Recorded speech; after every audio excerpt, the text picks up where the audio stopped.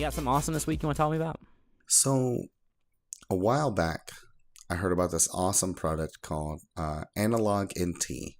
And basically, they took the idea of the old Nintendo console and they reworked it and made it with like more of a modern design and made it really awesome and really cool looking. It was kind of pricey. They later came out with the NT Mini. So it was also a Nintendo system, but it was smaller, a little bit better of a price. But recently what they actually came out with is the Super NT. And what that is it's a Super Nintendo. It comes with 2 games. I can't remember the names off the top of my head. They were games I've personally never heard of. It was like Super Turrican or something like that. 1 and 2. I don't know. I've never heard of them, to be honest with you. But you can put your own cartridges in there. So as long as you have Super Nintendo cartridges, you can play it on this console. I thought that was pretty awesome. So here's my I'm curious because I've seen these things before. I've seen stuff like some that will take like Sega cartridges, and I imagine there's some for Super Nintendo and other things. Why are you interested in this one particularly? So what I really like about this one, when they came out with the new Super Nintendo, just like when they came out with the new Nintendo, the classic editions, where they re-released it basically, and they sold it. They look like the old console, right? So all they did was take the old design and rehash it, right? And then when you talk about like a lot of these other retro consoles that you can put different cartridges in, a lot of them still have kind of that retro look to it. They don't. Nothing has that modern design, and that's one of the things I really like about this is they have different variants of it. They had like an all black version, a transparent version, basically all the things that we would have loved to have seen back in the day when we first got our Super Nintendo. You know what I mean? They didn't have anything like that, like a transparent version. Those weren't things that were even thought about. There wasn't transparent devices anywhere in your home, for me, I think that's just got a really nice design to it.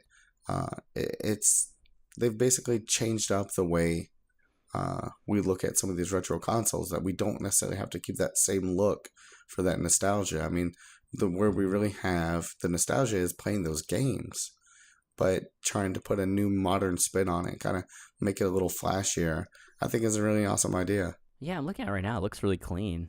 That actually looks pretty awesome. I like that they have a clear option, even though that hasn't really been my favorite style of thing. But that's really cool. And another thing I'm reading is actually it has an HDMI port, which I didn't know, and then and it also goes up to 1080p. Really, that's cool. Yes.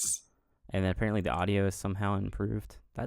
So basically, you're getting to relive your childhood, but in today's standards. So you're getting closer to a today's standard. Definitely. And the thing is, when you have, like an old Super Nintendo console sitting in your entertainment center, that looks great and all, but at the same time, it also looks old, because it's that old style. When you have that more modern design, because I like the look of the old Super Nintendo, but when you put that up against like a PS4 or an Xbox One, it looks so old and outdated. Yeah, that's really neat, man.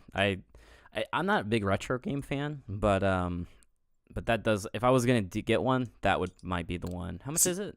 I think it's like $189. A little pricey, but it looks like a really nice version. Yeah. So I'm sure if it's. I love the idea of retro gaming, but then when I start doing it, it's so frustrating. I know, right? Not enough bugs and no DLC. It's lame. And microtransactions, you need those. It makes games better. I just want to pay to win, please. Yeah, could we just pay to win? Thank you. At least somebody said it, No, that's the thing. That was frustrating about. Actually, I probably would pay to win some of those games because those games were hard. That's my biggest problem with retro games. The games used to be very hard. Now it's like if you can't beat a game, that's just sad. Yeah. No, definitely. Hey guys, thank you so much for watching this video. I hope you enjoyed it, and if you did, maybe take a second, hit that like button below. And if you really liked it, hit the subscribe button. We'll have clips like this one coming out every single day of the week. And if you want the full podcast experience, this week we talked about Elon Musk sending his car into space. We talked about my experience at Celebration of Harry Potter and a lot of other cool stuff. We had a lot of fun with the show. It's the Search for Awesome podcast. There will be a link coming up on the screen in just a second to the full show and also to my main channel, which is the Search for Awesome, where I do reviews and I host the main podcast. And in the description, there are links to the full podcast in the audio form on iTunes, Stitcher, and SoundCloud. I hope you guys enjoyed, and I guess I'll see you around next time.